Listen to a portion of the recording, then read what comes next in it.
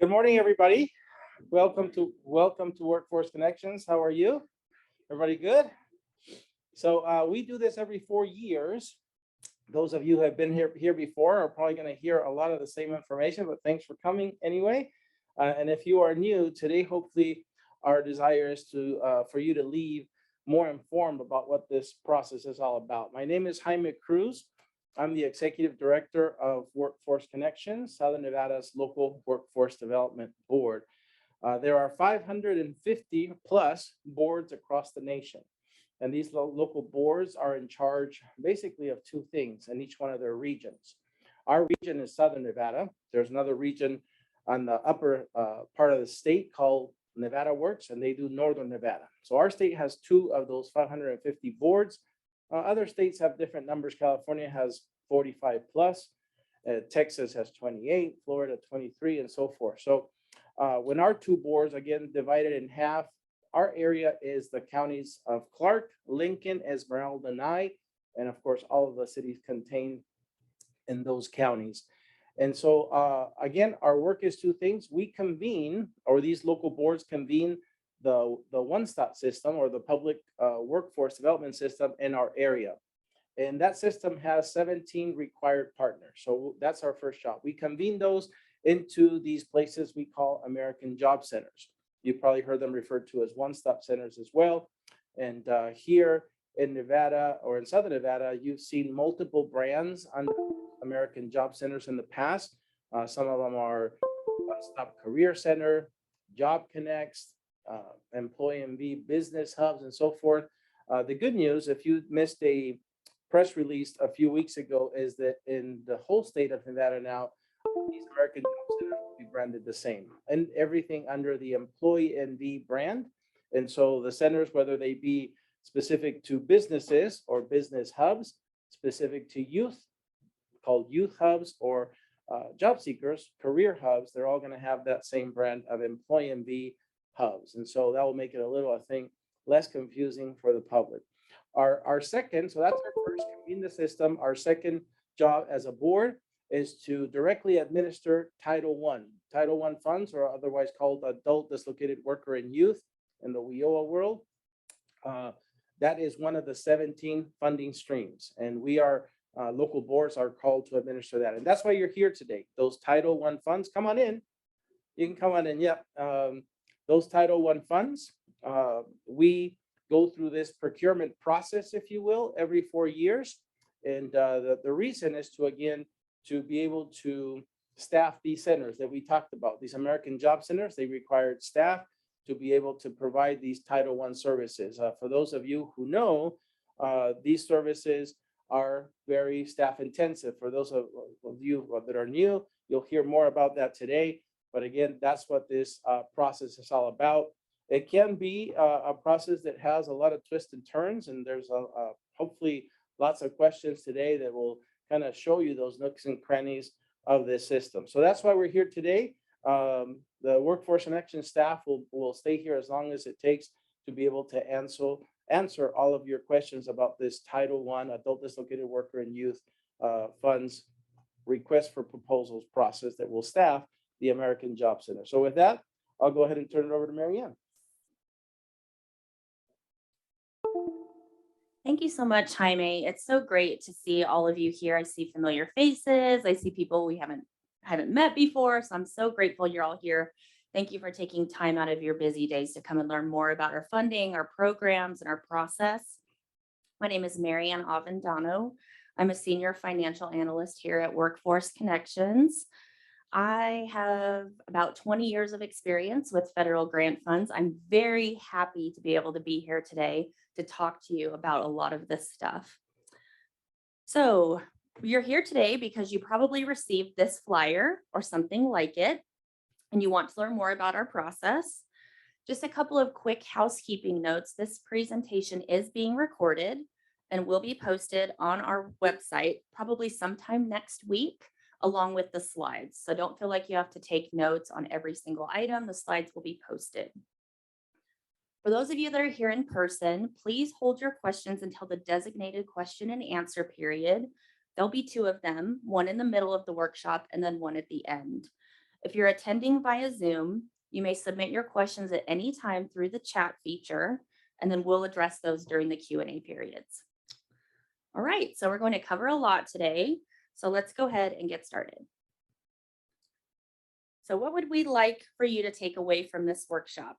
A couple of things: a clear understanding of our workforce development system, knowledge about how employment and training programs work, and the ability to assess your organization's alignment and capacity to participate, along with, of course, how to apply. Our hope is to demystify this process and help you avoid common mistakes. We also want to help you determine if your organization is a good fit for this program and funding, so we can all work together to help put people back to work. Now I would like to introduce my colleague, Shawanda Nance, to give an overview of the workforce development system.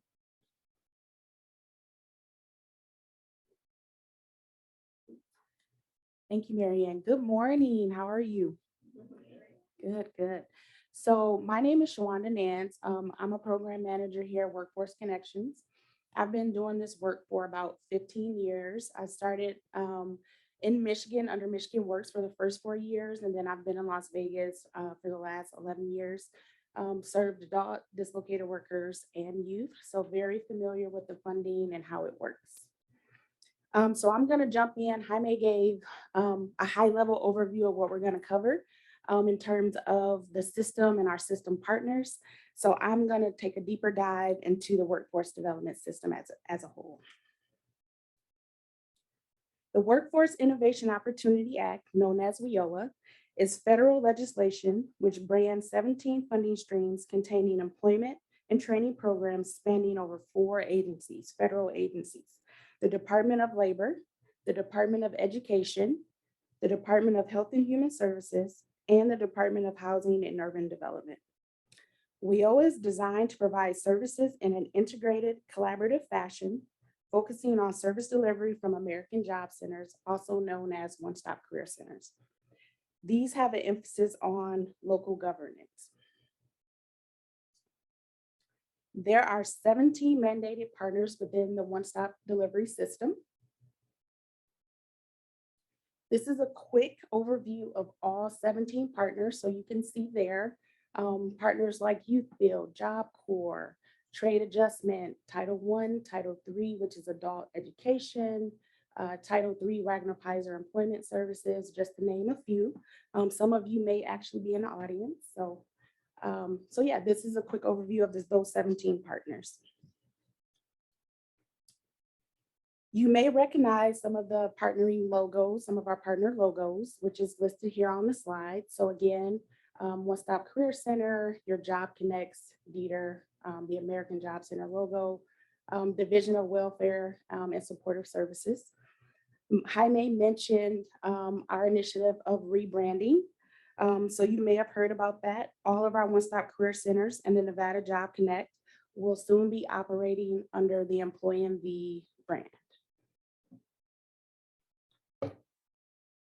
Within our local area, there are or soon will be 35 physical locations which serve job seekers and employers. So again, if you want to go back.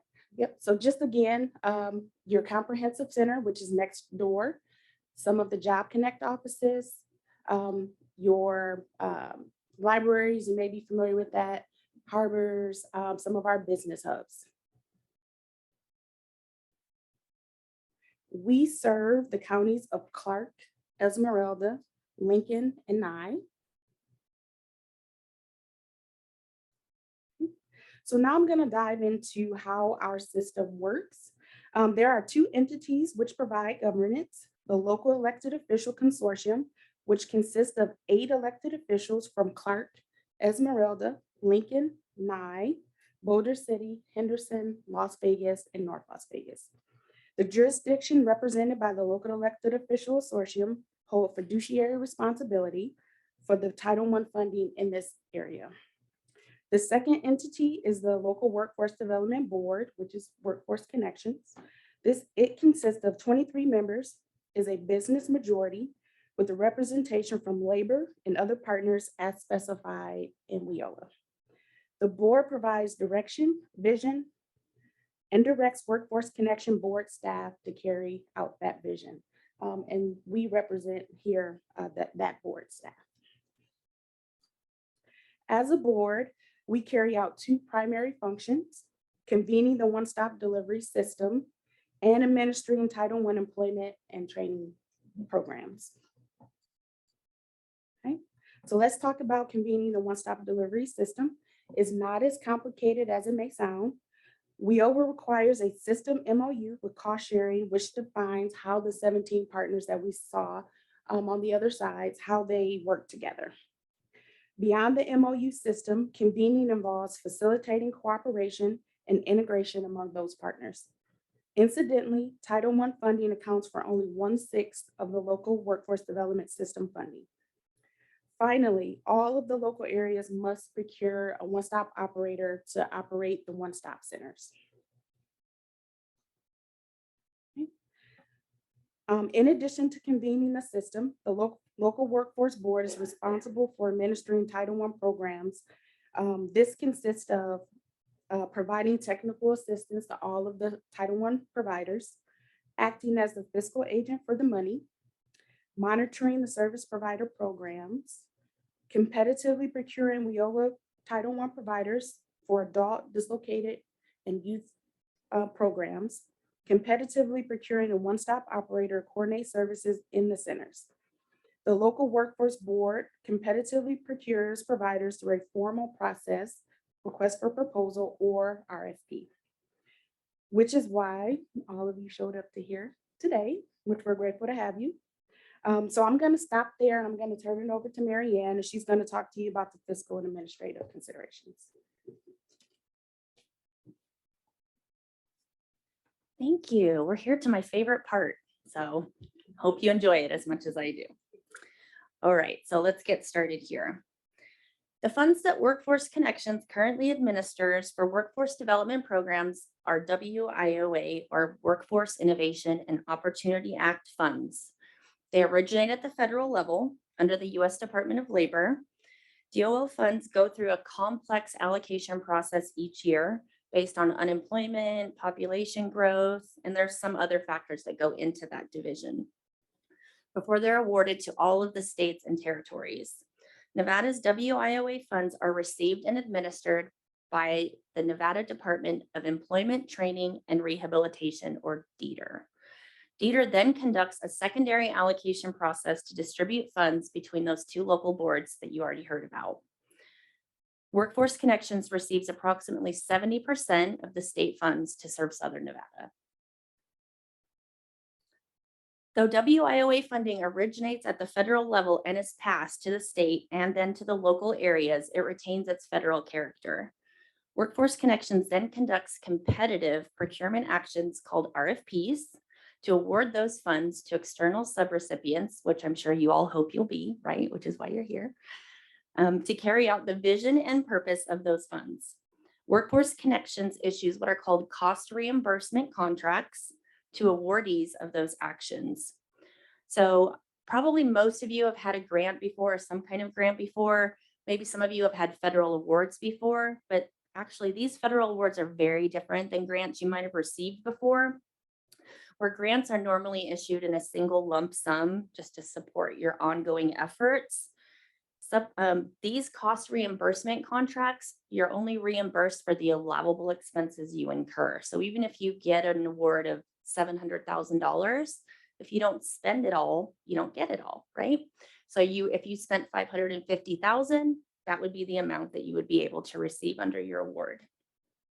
Of course, subawardees may still advance funds, so you can request funds in advance of needing them to have the cash available to meet the cash forecasting needs of your program, as long as you're fiscally sound. And then, of course, you must return any funds not expended.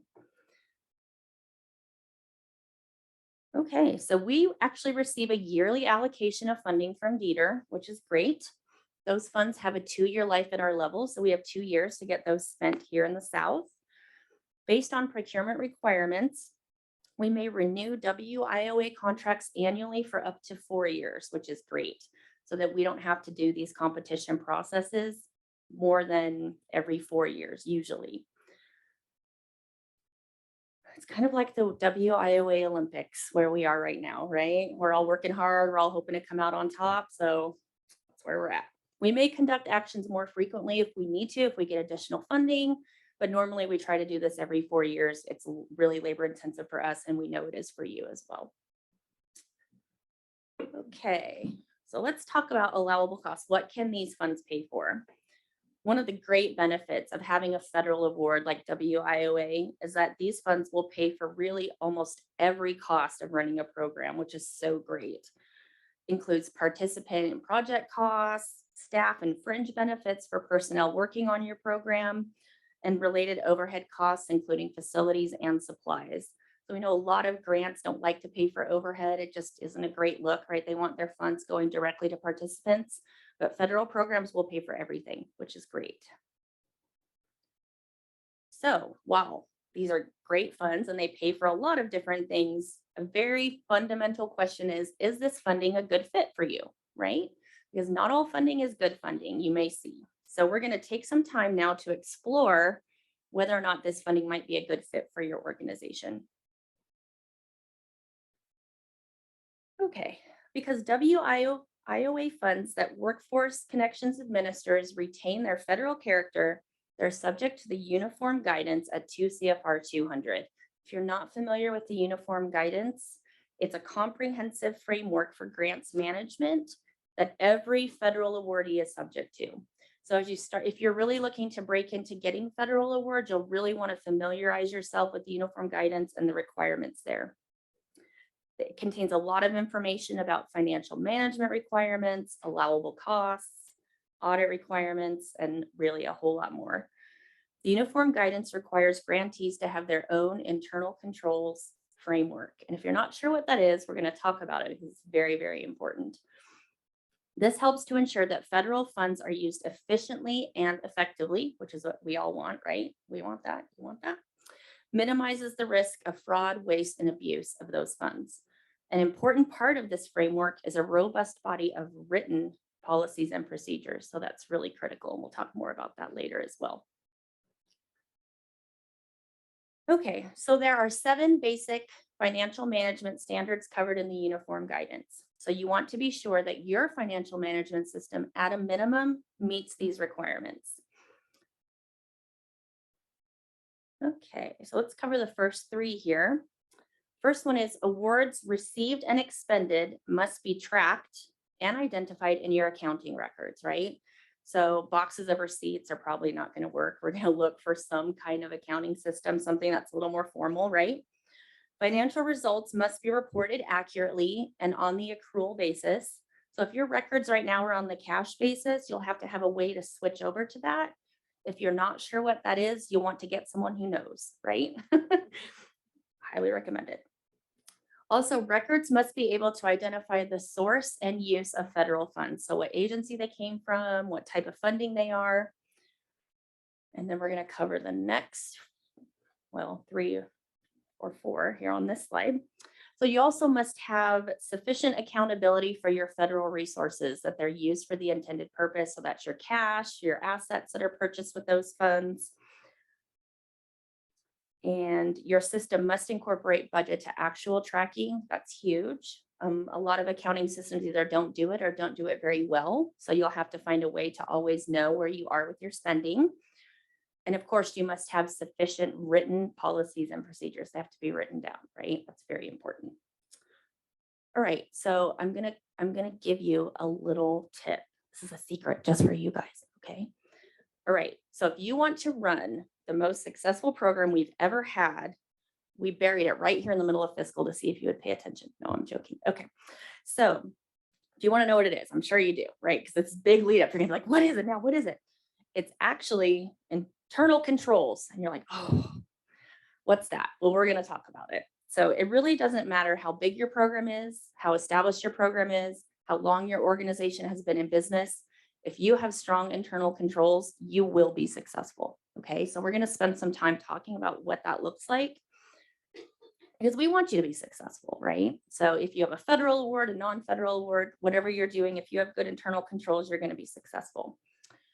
All right, so let's move on. Internal controls are really just processes, right? They're just processes designed and implemented to provide a reasonable assurance of the three things up on that slide, right? And this is what everybody wants. We want to have effective and efficient operations, right? We want to do what we're supposed to do, and we want to make an impact, right? Reliability of internal and external reporting, super important, right? Because if you've never been with a federal program before, you'll hear soon that if you don't have the document or you don't have the data, it didn't happen, right? So if you can't collect that information and report it back out, you're gonna have major issues, right? And then also compliance with laws and regulations. There's a few of those, right? If you've been in this world, you know, there's layers and layers of regulations all over the place, and you wanna be sure that you're in compliance with those, right? You don't wanna run into a problem. And then, of course, we always want to mitigate fraud, waste, and abuse, right? You hear those crazy stories that happen. We don't want that happening in this area, right? Internal control should actually be interwoven into each phase of managing your award from the very beginning. And it really impacts all parts of your organization. So not just the QA department, quality assurance, or fiscal. We have seen issues where there are not strong controls in the program department, and that's where we've seen fraud happen. So it's really critical that you have strong controls throughout your entire organization. All right, and like I said before, single most important determinant of a successful program. All right, should we geek out together and have a little mini accounting lesson on internal controls? You can wow your friends at your next dinner party. Okay. So let's do this really quick. We're just going to take a brief overview. So there's 5 components of internal controls, and it's the control environment, risk assessment, control activities, information and communication, and monitoring activities. That's everybody's favorite, right? Everyone loves monitoring. Okay. All right, so the first is the control environment. And really that's just your organization's attitude towards internal controls. How does management feel about it? How is it communicated? How does staff feel about it? It's really the absolute foundation of your control system. And it's really made up of your organization's commitment to integrity, ethical values, appropriate oversight by a board of directors that's independent, the way your management structure is set up with reporting lines and who reports to who and who has authority to do what. And then your organization's priority to really attract, develop, and retain competent people. That's huge, huge, huge. There's a lot of turnover in helping professions, and we want to try to get those staff in and keep them, right? There's a huge learning curve with these funds. So how can we develop our staff, retain them? And then, of course, accountability for internal controls. Are those being followed, right? Okay, so our next component is risk assessment, which analyzes and just measures risks facing your entity. What risks are we facing, and how likely are they to happen, and what could be the impact if they did happen?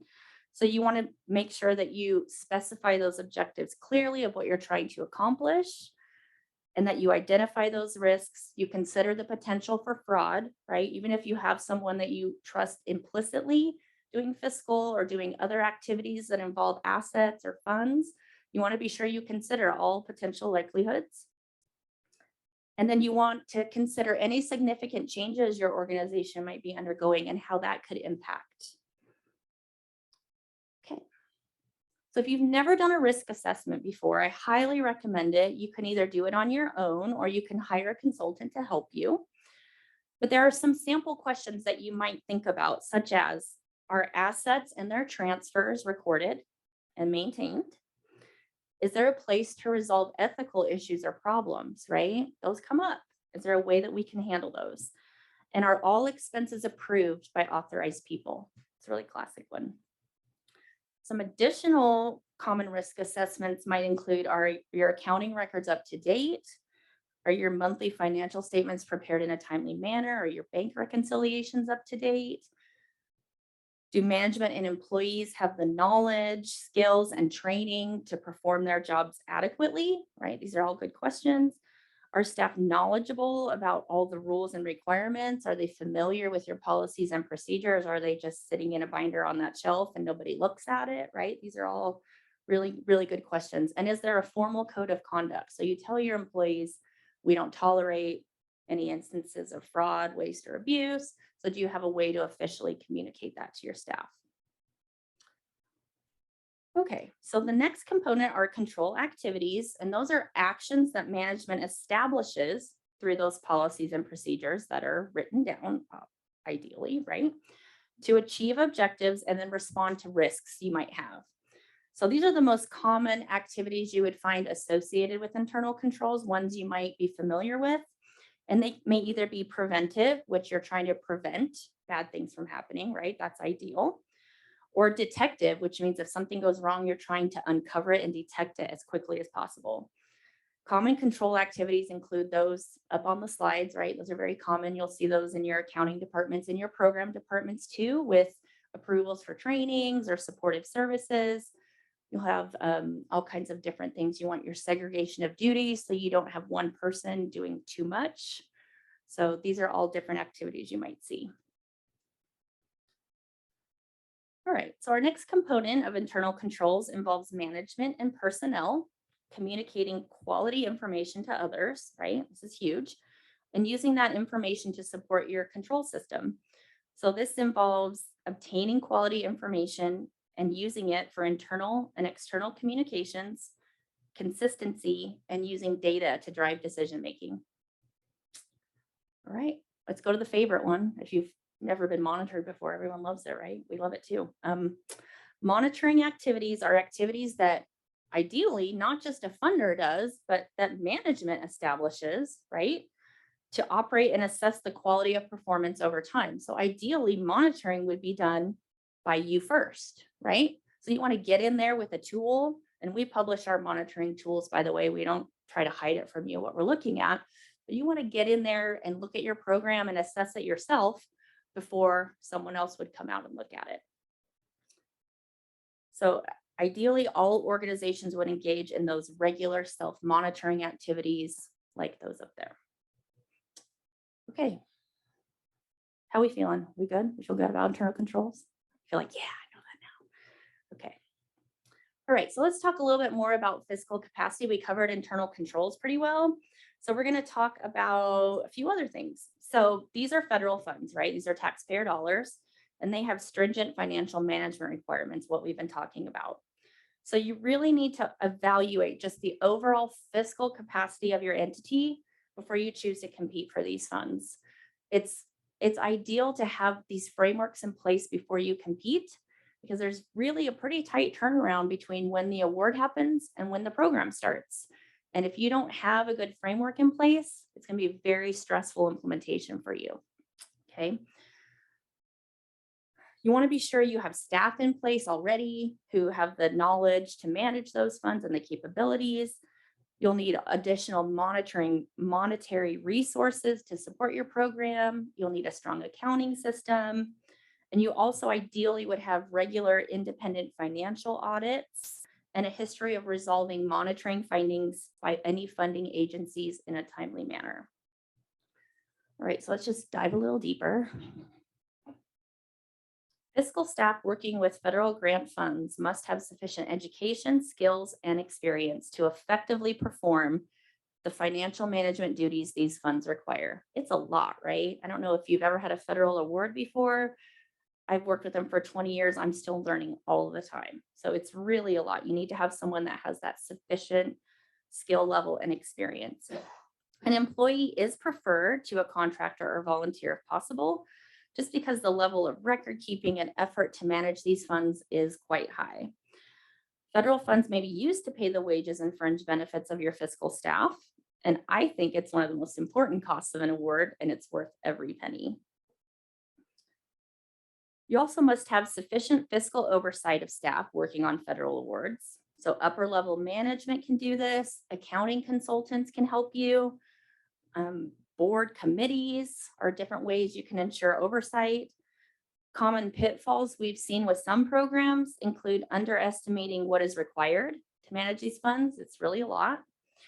using a friend, family member, or volunteer who has little accounting experience, because you want someone you can trust, but they don't really have a lot of accounting experience, or just lack of internal controls that doesn't allow problems to be detected and corrected in a timely manner, right? Things can go wrong, we know that, but the issue is that we want to find out about it as soon as possible so we can fix it. All right. Now there's 10 components of an effective accounting system. So we're going to talk about that really quickly here. The first is accounting software. Again, we said the receipts in the shoebox is not the best solution here. So you want some accounting software that's on the accrual basis, that has controls built into it, right? Everything's automated now. So you have those IT controls such as user accounts that segregate duties. Maybe the person that enters AP shouldn't be the same person that prints out the checks, right? Or whatever, however you segregate it. The accounting system should also be able to identify the receipt and expenditure of funds separately for each grant or contract. We don't want those all mushed together, and then we'll try to figure that out later. Don't do that. Okay, it's not good.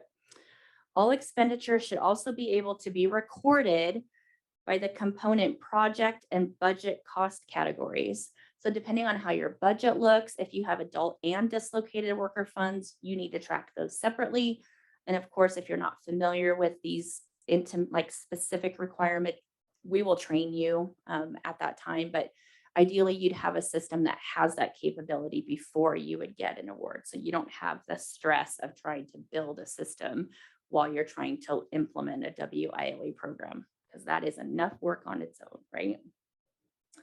Also, you need time distribution records for each employee. This is huge because everyone's budget is, the majority of it is staff, right? So you want to be sure you have proper documentation for that. You don't want to run into question costs for your staff because that amount can get really big really quick, okay? So you want to be sure that 100% of staff effort based on actual activity can be identified to a particular cost objective. So you could do that through your payroll system. You can do that through external time distribution sheets. There are multiple ways you can do it. You just want to be sure that you have that ability. And they also need to be certified by staff and supervisors with direct knowledge of the employee's work, that the effort is based on actual activity. So just because someone's budgeted to work on a program doesn't mean you just get to charge them to that program. They actually need to do that work, and that needs to be certified by the staff and the supervisor. All right, we doing good? We got five more on this one. Okay. The accounting system should also be able to separate different types of expenses, which are huge: direct, shared direct, indirect. So if you're not familiar with that, direct costs are just incurred solely for one purpose or project. So if you get an award, you need to hire a case manager just to work on that project. That's a direct expense. Shared direct just means it's split between two or more purposes or projects. Maybe you have an intake person who does intake for all of your programs. So that cost is going to be split up, right? And then indirect costs are those that support your entire organization. You can't readily assign it to one function or project. Classic examples would be accounting, my favorite, IT, janitorial, those things that just kind of support the overall function of your organization. If you don't have a mechanism in place to recapture indirect costs, such as a negotiated indirect cost rate, or from a federal or different pass-through entity. And if you're like, I have no idea what she's saying, that's okay. That's all right. We can help you negotiate one if you need to. But if you kind of can start looking into that and investigating what that would look like and what that would mean, that will help you when it comes time to make the decision about how to get those, recapture those indirect costs, okay? All right, and also if you don't have a written cost allocation plan, which really just says in writing how you're going to split up those costs that are shared by multiple projects or purposes, then you'll want to start looking into that too as well, right? These are things that you can start looking into now if you don't have those in place already, to sort of just do a little bit of investigating. All right, and effective accounting systems will also have budgetary controls. I talked about how important that was, right? You don't want to expend more than you have, right? because you don't want to have an award for 700,000 and then spend 800,000 and then stress out about where that rest is coming from. Because I'm sorry, we don't have any more. Okay, we can't give it to you. So you want to be sure you have controls in place for that. And you also want to be sure that you have controls in place for your budget categories. So if you go over on personnel, and then you don't have any other way to recapture that, maybe you didn't go through your entire award, but you have everything else already committed, right? So you have to be very careful that you're tracking where you are budgetarily, you're watching it, and you have a way to keep tabs on where you are, okay? Feeling good about it? I'm feeling great about it, so it's okay. All right, let's keep going. All right, so we talked about how great federal awards are because they pay for everything, right? Which is super. But even though they pay for everything, organizations still need to be fiscally healthy. You should have a variety of financial resources available to support this program. Awards may require a financial match, and you're like, what is that? Okay, so even though these funds will pay for everything, we may ask you to contribute additional resources towards this program. So it could be from paying for expenses that you could have billed to us, but you're just contributing your own funding towards that to help the program out. It could be for in-kind donations. There's multiple ways this can be met. That is spelled out in the RFP if there is a requirement. So you want to take note of that and make sure you can meet that. If you can't meet the match, you want to look and see what will happen to you, right? I mean, let's be realistic. So if I have a 5% match requirement and I come up short, what will happen to me? A lot of times your grant gets reduced dollar for dollar. So you want to take a look at that match requirement and consider, do I have a way to get the resources that I need to meet this requirement? Or is this just not something I can accomplish right now? Okay, so you want to be mindful of that. Also, we know life happens, right? Everyone's trying hard to do what's right, but every once in a while we have a disallowed cost. What does that mean? That means you accidentally pay for something you're not allowed to. Oops, right? It happens. But if that does happen, then you need to have non-federal funds available to pay that back, right? So you need to be sure you have resources available to step in if you have a disallowed cost. And then we do allow the use of advance payments, like I talked about before, to meet your project's cash flow requirements. We do process payments in about 2 weeks, so it's pretty fast. It's faster than most government entities. I'm pretty proud of that. We're not going to make you wait months and months and months unless we have issues with invoicing, but for the most part, it takes us about 2 weeks to pay you. Even though we pay you pretty quickly, you still may need to rely on your non-federal cash at times if maybe your cash flow projections were off, you didn't advance enough, right? And a big expense comes up you didn't think about or didn't remember. So you just want to be sure that you have additional resources to help if you need those.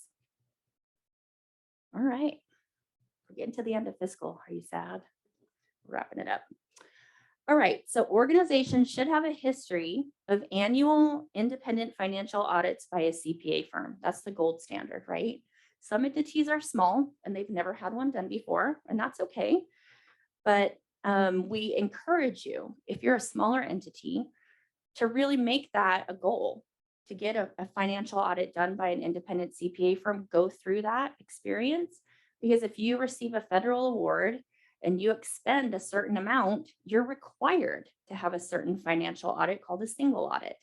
So you want to have that experience under your belt going in so that you're familiar with that. All right. Also, if you've ever been monitored, which is kind of like audited, but we say audit for CPAs and we say monitoring for reviews by funders, if you're not familiar with that term. If you've ever been monitored by another funder before, we'll take a look at your monitoring reports when we do a pre-award risk assessment. We'll kind of take a look at what findings there were and how quickly you resolved them. So as you're thinking about your internal controls framework, you want to think about maybe a process for that. If we have an issue, how can we get this resolved in a timely manner? How can we get this corrected? Okay, so if you've never had an audit and you've never been monitored, lucky you, but it's coming eventually, right? It's just inevitable. So you may be required to have special conditions if you receive an award from us, such as additional reviews or financial reports. And that's something that we would go over during the contract negotiation time, and whatever those special conditions are, we'll discuss them together and then what criteria would be necessary to get those conditions lifted. Okay, so if you've never been formally reviewed by an external entity, we're just kind of going to build in additional reviews to make sure that everything's going well. All right, so we have a recap slide. We made it, yay. Okay, couple of things. So again, these funds are subject to the requirements in the uniform guidance. If you're not familiar with the uniform guidance, learn all you can, get someone to help you learn it. Internal controls are like the most important thing, right? Fiscal, program, it doesn't matter what, internal controls are key.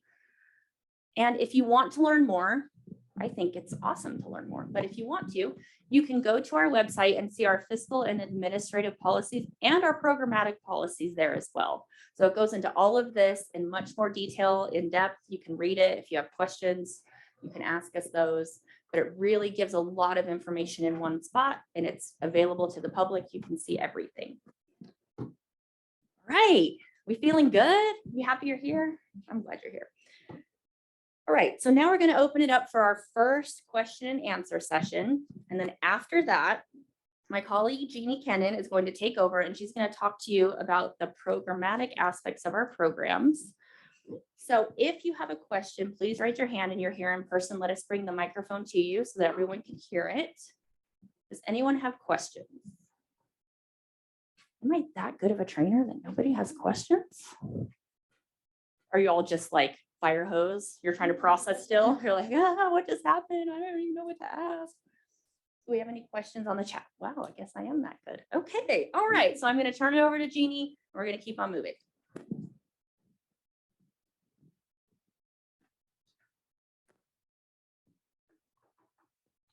All right. Good morning. I'm Jeannie Kennan. I'm a program manager here at Workforce Connections, and I have over 25 years of workforce development experience and have been with Workforce Connections for the past 13. Prior to that, I was actually on the service provider side for almost 8 years. My role here is to oversee adult and dislocated worker service providers.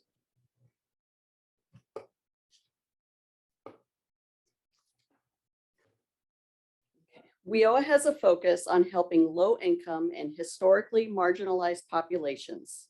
Available public resources may be limited, so populations with significant or multiple barriers to employment should receive priority for assistance. Some of the target populations that our service providers serve are veterans, unemployed or underemployed, individuals with disabilities, English language learners, basic skills deficient, and you're like, what's that? That's an individual that has math and or reading skills below a 9th grade level. Individuals that are receiving public assistance like food stamps or TANF. Justice involved individuals, whether they're in the adult system or a juvenile system. Refugees, Native Americans, foster or former foster youth, high school dropouts, homeless or pregnant and parenting individuals. So all 3 of our programs are eligibility based. And as Marianne said, this is where it all starts. The key to a good program is having a strong component for establishing participant eligibility. Minimum eligibility requirements for the WIOA Adult and Dislocated Worker Program are as follows. They must be at least 18 years old when they enroll. They're authorized to work in the US. They're registered for selective service. So that's for males that are born after December 31st, 1959. If an individual isn't registered, it's not an automatic no, but there's going to be additional steps that are going to have to be satisfied before enrollment. And they have to be a Nevada resident. Dislocated worker eligibility includes these categories: that they've been laid off or terminated through no fault of their own. The business is closed and they lost their job as a result. They're formerly self-employed and their business is closed due to economic conditions. Could be an individual who is dependent on a spouse's income and now they have to return to the workforce. And then military spouses who have lost employment due to a duty transfer. For example, a military spouse who was working and living in California and their spouse was transferred to Nellis and they had to leave their job as a result. Youth, this is where it gets really fun. It's split into two categories, out of school and in school, and I'm going to talk about both. Out of school youth eligibility are for individuals between the ages of 16 to 24 at enrollment, and they have to meet the following criteria. They have right to work in the US, comply with selective service once they turn 18, be a Nevada resident, not attending school as defined by Nevada law, and have one or more of the following characteristics. They're a school dropout, they're a youth within compulsory school attendance, meaning that they have dropped out and they're below the age of 18. A high school graduate or equivalent who is a low-income individual and is either basic skills deficient or an English language learner. An individual who has been a product of the justice system, whether juvenile or adult. Homeless individual, pregnant or parenting, or an individual with a disability. And a low-income individual who requires additional assistance to either complete an education program or secure employment. Now I'm going to talk about in school. So an in school is someone between the ages of 14 to 21 at enrollment and then meeting the following criteria. Have right to work in the US, again, comply with selective service. So again, once they turn 18, they have to register. They are attending school as defined by Nevada law, whether that's secondary or high school or post-secondary, they're in college. And they have to be low income and have one of the following characteristics. Basic skills deficient in either math or reading, English language learner, juvenile justice or adult justice involvement, homeless, pregnant or parenting, an individual with a disability, or they're an individual that requires additional assistance to complete an education or obtain employment. We having fun yet? All right. All three WIOA programs have federal performance indicators that must be met to measure the effectiveness of workforce connections service providers achieving positive outcomes served. The indicators are as follows. For the adult and dislocated worker program, we're looking at the individuals employed in the second and fourth quarter after they exit the program. For youth, these are very similar to adult and DW. They're either employed or they're placed into post-secondary education in the second and fourth quarter after exit. And then the last three apply to all programs. Credential attainment. This is an example of completing a vocational training program, such as certified nursing assistant or a pharmacy technician. A credential could also be a high school diploma or equivalent. Measurable skills gain. This is documented academic progress in an education or vocational training program. For example, passing the nursing assistant state exam or a satisfactory semester report card for somebody that's in school. Median earnings. This measure applies to individuals who are employed in the second quarter after exit, and earnings are calculated and established through unemployment insurance record wage matches or other employment records. Okay, Marianne talked to you about fiscal capacity. I'm going to talk to you about programmatic capacity. They go hand in hand, and those two things need to be joined at the hip. Organizations should have a history of running workforce development or similar programs.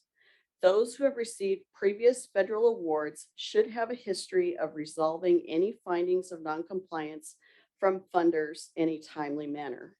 Entities that have never run a workforce development or similar program may be required to have special conditions such as additional reviews, requiring the organization to obtain technical or management assistance, or a phased program implementation approach.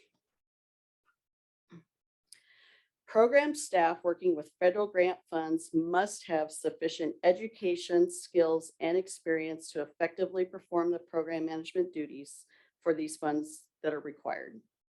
An employee is preferred to a contractor or a volunteer to perform these functions because of the level of record keeping and effort that is required to manage these funds.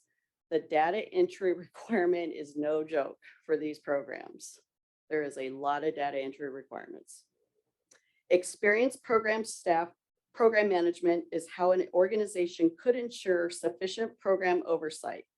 Common pitfalls we have seen include underestimating what is required to manage federal programs, using a friend or a family member or a volunteer who has little program management experience, and lack of frontline staff supervision that does not allow for problems to be detected or corrected in a timely manner. Okay, we're going to shift gears. I'm going to talk to you a little bit about how to apply for an RFP that's released by Workforce Connections. So here's a flow chart that indicates the RFP cycle. The first row represents the RFP preparation process. The second row represents the submission and selection process. And the third row represents the post-award process. I'm going to take a deeper dive into all of these areas in upcoming slides, but we wanted to provide you a high-level overview of the process. The first step is the announcement of the RFP. Workforce Connections maintains a database of emails from individuals who have indicated through WC's website that they would like to be on the notification list for any RFPs that are issued. So if you have not signed up for that, please go to our website. There is a link on the RFP page to sign up and receive those emails. Another way WC publicizes RFPs is through national workforce organizations, such as the National Association of Workforce Boards, or NAWB, or the National Association of Workforce Development Professionals, or NADP. WC also uses various forms of media, such as publications and newspapers, such as the Las Vegas Review-Journal, El Tiempo, Lincoln County Record, and the Pahrump Valley Times. We also use social media, such as Facebook and other platforms. And of course, we're going to post it on our website for you to see. Okay, the Bidders Conference. So the Bidders Conference is a deep dive into an open RFP and allows potential respondents to ask clarifying questions about any component of the process. When preparing for the Bidders Conference, we highly suggest that you read the RFP and see if the Bidders Conference is mandatory. A little hint, it's gonna be. We also suggest that you carefully read and come prepared with questions. We will most likely answer several during the formal presentation. However, this is your chance to ask questions directly to staff about the RFP. This is also the start of the formal question and answer period. All questions after the Bidders Conference must be submitted through the RFP online portal, and answers will be posted on the portal for the public to see. WC staff cannot answer any questions directly about an RFP. Ex parte communication. Any communication by telephone, email, letter, face-to-face conversation, or other off-the-record contact is strictly prohibited. Any discovered ex parte communication will be provided to Workforce Connections Executive Director Jaime Cruz for review and appropriate action. Respondents who improperly influence the proposal review and evaluation process in any way may be subject to disqualification. Please remember to submit all your questions through the portal. So let's recap. Read the RFP. There's going to be a timeline in the RFP with important dates. Make a calendar with those dates. Attend the Bidders Conference. Start writing your proposal, and then double check all your information before you submit. Proposals and any required attachments will be required to be submitted through the RFP online portal on our website. It is very important to save your work as you go. Once you complete, you will submit prior to the deadline. Once properly submitted, your organization will move to the next step, which is the evaluation process. Please be sure you don't miss the deadline. The portal does not accept any late submissions. So there's been numerous times where an organization back in the day when we had paper applications, they literally delivered it like 5 minutes late. And unfortunately, we could not accept. With that, I'm going to turn it back over to Mary Ann, and she's going to take us to the end. Thank you, everybody. I am back. All right. Normally, within a few hours after the RFP deadline, we will compile a list of all the respondents and post that list publicly on the procurement portal or our website. The date, time, and place of this reveal is noted in the RFP. This will allow respondents to see who submitted, how many proposals we received, really who you're competing against, right? Be like, who else applied for this? So that's something to keep in mind, and then you can check that when that's revealed. Entities must also pass what's called a pre-qualification process to have their proposal forwarded to the evaluation committee. This process is outlined in the RFP. Usually at a minimum, attendance at the bidders conference is required. That's usually the one thing that will be on there. There could be additional things added. You may also send a representative to the bidders conference if you can't make it, but someone needs to be in attendance on your behalf. Pre-qualification is just pass fail. Did it happen? Did it not happen? It's not part of the scoring process. And entities that submit proposals, like you do all that work, but then nobody went to the bidders conference, you're not going to be forward on to the evaluation process. So you want to be sure you take note of all those pre-qualification requirements and that you follow those.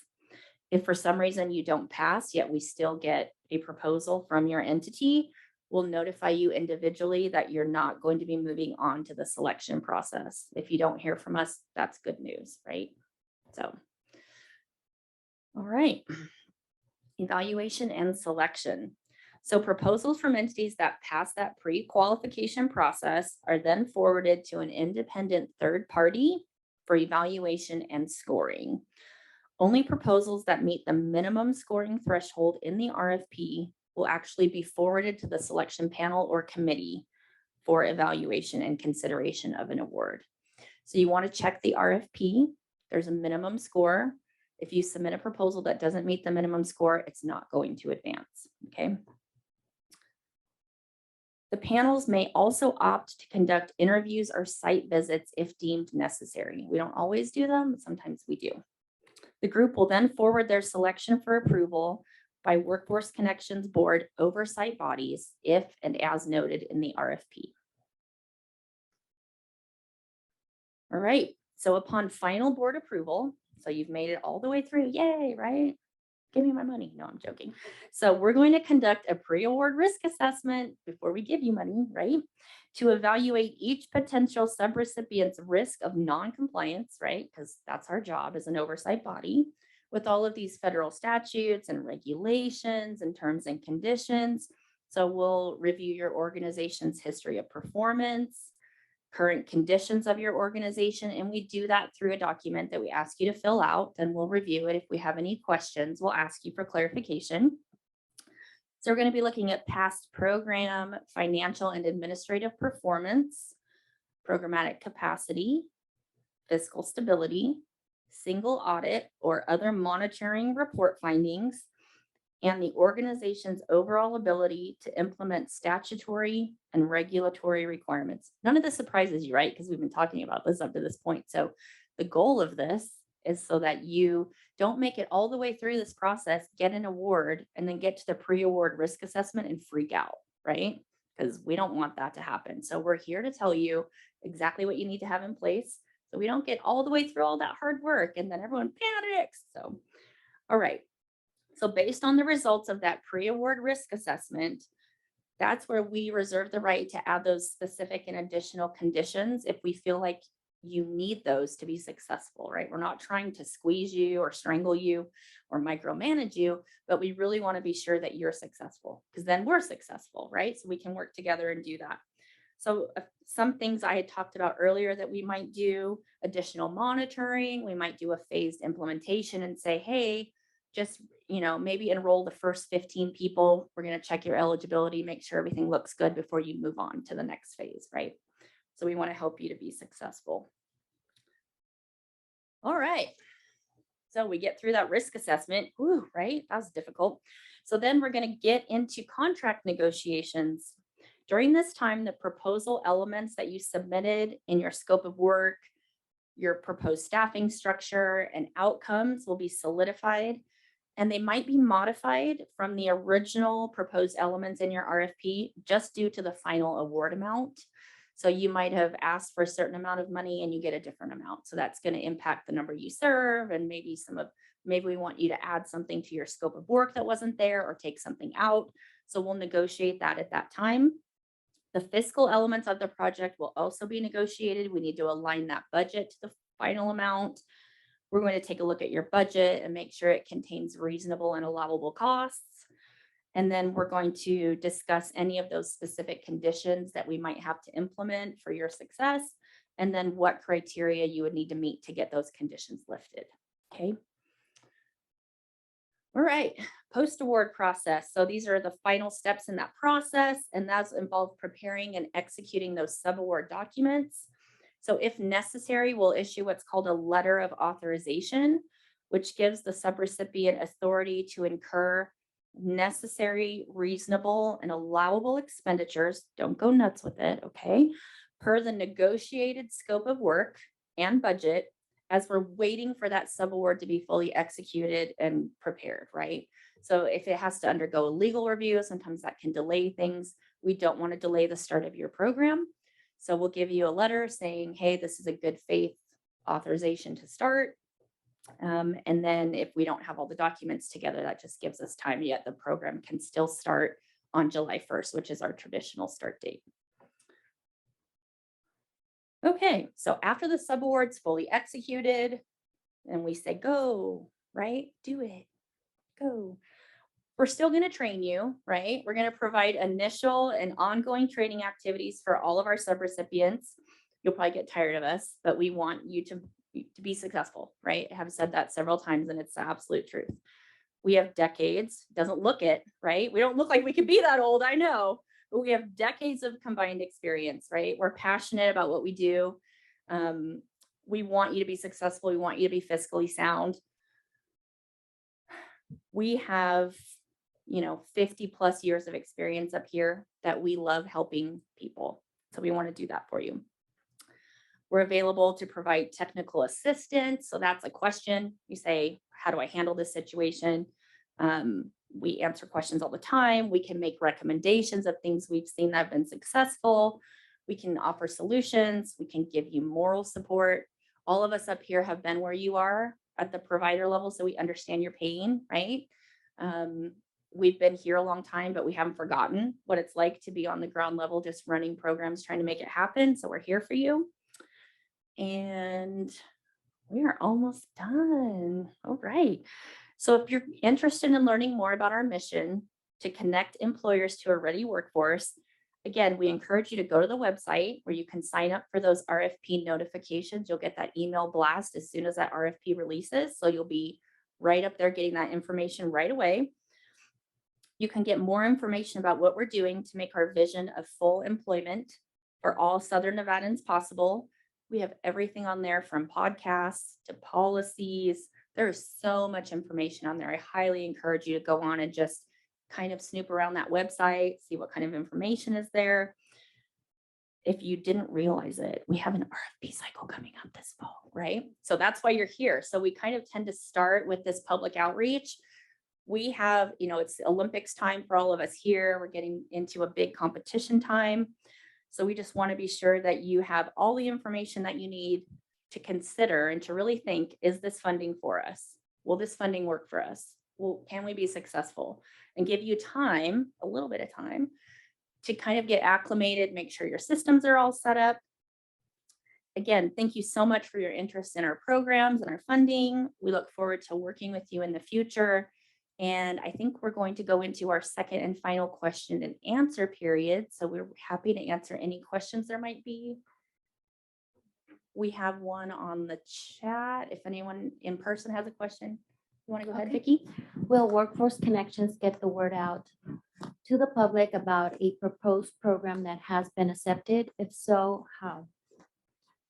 Yes. So all of our board meetings are public. So that it really kind of just depends. We have public board meetings. So when we have recommendations for funding that move forward, those will be voted on in a public forum. I don't know that we reach out ahead of time, Jeannie, do we? Okay, so I don't think so. So normally that happens in the public forum. So you'll want to keep, if you're not signed up for notification of our board agendas, you can do that as well. So you would get a notification of the agenda when it would post with who is being recommended for funding. So I know that for sure is a way that that will happen publicly. And just to add to all of our public meetings, those agendas are posted on our website ahead of time, at least 3 days prior. So be checking our website to see when those meetings are, and then a few days ahead of time to see that agenda. If you are recommended for funding, we'll probably reach out to you to encourage you highly to send representation to those meetings in case those board members have questions. But we won't officially reach out and say you're recommended or you're not recommended, right? So you'll want to check those board agendas. Any other questions? Right here. My voice is pretty strong. For those on Zoom, and hop those on Zoom. Is there a limit on the organizations that you'll select? Like a capped number of how, not necessarily. Yeah, how many, like in the past, how many awards have you given out? It has varied. So we have had instances where we've had multiple awards for different clusters. We've had some where we've only had one. So it really just depends. Yeah, it's really open. So I'll follow that up with, would you recommend smaller organizations looking to collaborate with larger organizations? Sure. I mean, that could happen.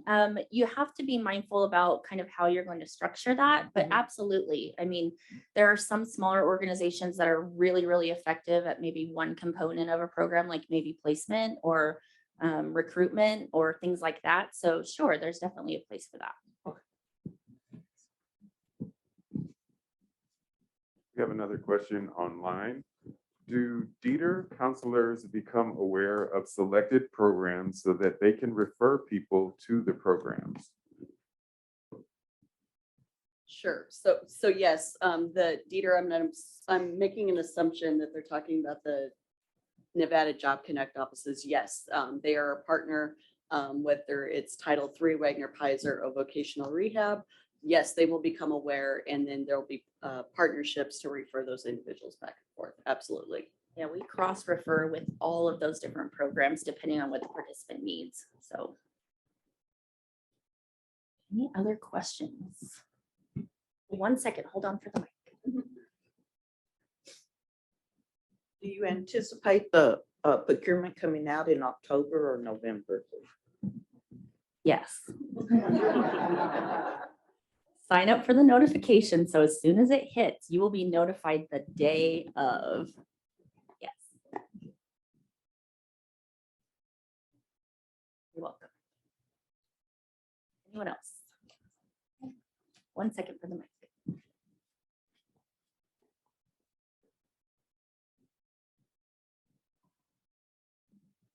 Do you intend to submit two RFPs separately, one for the adult dislocated worker and one for the youth program? Or is it going to be one RFP for both tracks? Please stand by. So, I love these questions. So sign up for notifications. So the instant it hits, you can see. I love it. You guys are trying to trick us, huh? No. Any other questions that I can't answer? Sorry, guys. I know it's huge, right? You just want to know right now. It's a lot. This is somewhat of a follow-up to the question that one of the other women asked, and I think you actually can answer this even if it's a no. Yeah, I'll try. I have a hunch that there might be a lot of people in this room who are looking to potentially collaborate, who might have a specific area where their expertise lies, but not in a large, robust area. Does Workforce Connections ever provide opportunities for people to connect and to collaborate, or is that just something you would have to do on one's own? At the bidders conference, I would say that would be a great opportunity to try to form some of those. I believe do we post the attendees at the bidders? Yes. We do. So everyone that's in attendance at the bidders conference then would be eligible to compete, and we'll post that contact information. So even if you're not sure that you want to compete, I would definitely come to the bidders conference so that you can maybe network, and then you do have the opportunity to submit a proposal. And I was going to add too, this is another great networking opportunity. So use your time here to develop some relationships and talk about what each other does. Right. These attendees, I believe, will not be posted, but the bidders conference attendees will be. But of course, you can chat with each other after this or whatever. So feel free. Another online question. Will you post the recording of this meeting? We will post it. It'll be on the website probably sometime next week, along with the slides.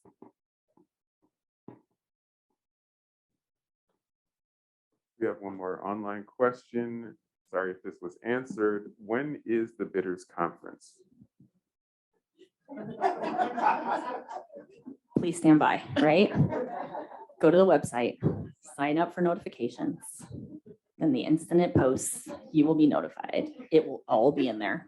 It's very big, so you might have to dig for it, but it will be in there, okay? It will be in there. I know. Just want to know, right? Dying here. Okay.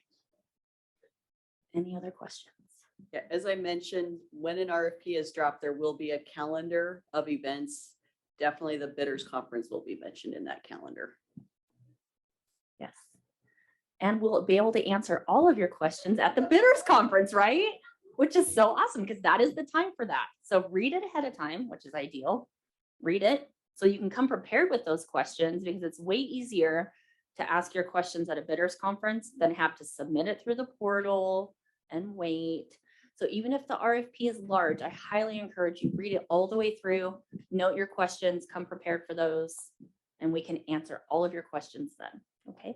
Anything else before we wrap it up? Nothing? Okay, thank you so much for coming. Thanks for your time. We'll post the recording and the slides next week, and good luck.